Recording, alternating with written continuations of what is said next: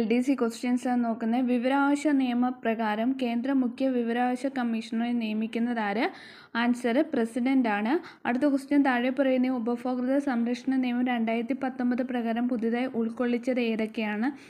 Commerce, online പരാതി നൽകൽ, പരാതിക്കാരൻ താമസിക്കുന്ന സ്ഥലത്ത് പരാതി നൽകൽ, മധ്യസ്ഥതയിലൂടെ തർക്ക പരിഹാരം. ഇവയെല്ലാം ഉപഭോക്തൃ സംരക്ഷണ നിയമപ്രകാരം പുതുതായി ഉൾക്കൊള്ളിച്ചിട്ടുള്ളവയാണ്. 1986 ഉപഭോക്തൃ സംരക്ഷണ നിയമത്തിന് പകരം വന്ന നിയമമാണ് ഉപഭോക്തൃ സംരക്ഷണ നിയമം 2019. 2019 ഉപഭോക്തൃ സംരക്ഷണ നിയമത്തിൽ ധാരാളം പുതിയ വ്യവസ്ഥ ഉൾക്കൊള്ളിച്ചിട്ടുണ്ട്. അടുത്ത ക്വസ്റ്റ്യൻ എന്ന് പറയുന്നത്, പോക്സോ നിയമപ്രകാരം ശരിയല്ലാത്ത പ്രസ്താവന എന്ന് വെച്ചാൽ പോലീസ് മൊഴിയെടുക്കുമ്പോൾ യൂണിഫോമിലായിരിക്കണം എന്നത് തെറ്റാണ്.